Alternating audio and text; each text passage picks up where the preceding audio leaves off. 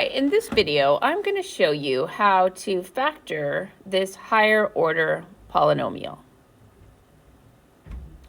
And when we factor it, we have to make sure that we look to make sure it's factored completely at the end, meaning none of the other factors can still be broken down. Like with any problem when we're factoring, the first question we want to ask ourselves is, do we have a greatest common factor? And in this case, we do. Because all of our numbers end in 5 or 0, which means we know they're divisible by 5. So I'm going to pull out that greatest common factor of 5. So if I divide 5x to the 4th by 5, I know I'm left with x to the 4th. Okay?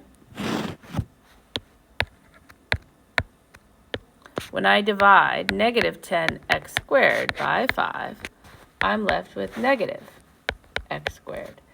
And when I divide negative 315 by 5, I'm left with negative 63. Okay. Now I have my greatest common factor factored out, and I'm left with a trinomial, which means I'm going to use the AC method. I'm going to use my handy dandy x, where I have a times c and b. Here's my a, here's my b, here's my c. And lucky us, a, the value is 1. So I just am going to use negative 63 here and negative 2. So I need factors of negative 63 that multiply to be negative 63, but add to be negative 2. So because negative 63 is a negative, I know that I'm going to be multiplying it a negative and a positive together. And I also know because my b is a negative, I know that my greater factor is going to be the negative. Okay. So when I look at factors of 63, I know that I can use negative 9 and 7. They multiply together to make negative 63, and when combined, they make negative 2. All right, so now I'm going to write my terms where I've split this center term, this negative 2x squared, into 2 terms.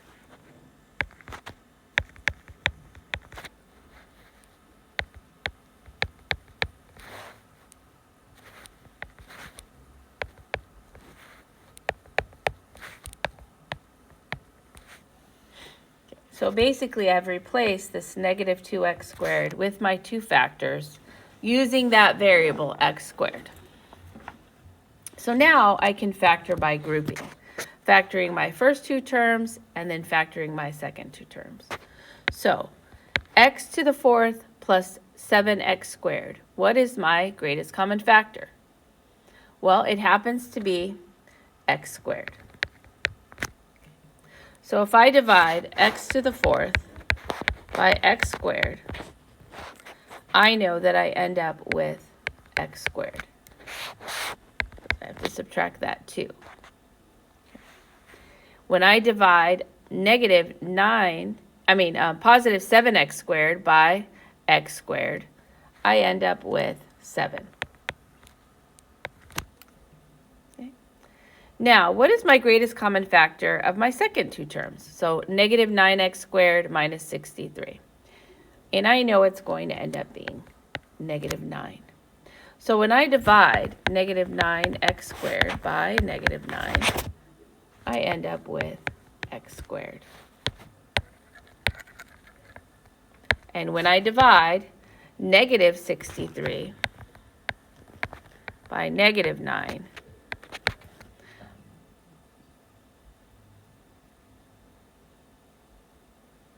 I end up with my positive 7.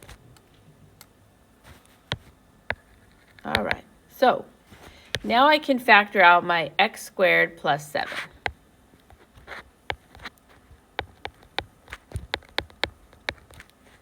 And I'm left with this x squared and this minus 9. Now ask yourself, have I factored completely? Have I done all of the factoring? Well, when you look at this x squared minus 9, you have two perfect squares and you have this negative sign.